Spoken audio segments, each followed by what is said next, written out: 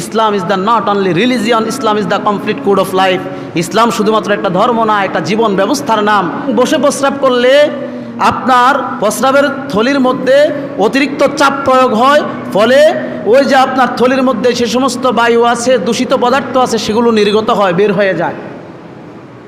এজন্য মুহাম্মদ সাল্লাল্লাহু আলাইহি ওয়াসাল্লাম ১,৫০০ বছর পূর্বে বসে বসে প্রস্রাব করতে বলেছেন, আর এখন স্বাস্থ্যবিজ্ঞানীরা বলতেছেন হ্যাঁ, বসে প্রস্রাব করলে এমনই উপকার পাওয়া যায়। সুবহানাল্লাহ কন্যা। এমনকি তার যৌন শক্তি দিন দিন বৃদ্ধি পায়। দাঁড়ায় প্রস্রাব করলে তার যৌন শক্তি আস্তে আস্তে কমে যায়। দাঁড়ায় প্রস্রাব করলে তার আস্তে আস্তে করে যৌনাঙ্গ ছোট হয়ে যায়।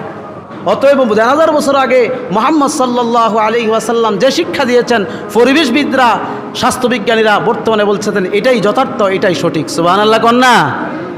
সুবহানাল্লাহ তো আসতে বললেন, জোরে বলা যাবে নাকি একটু? সুবহানাল্লাহ।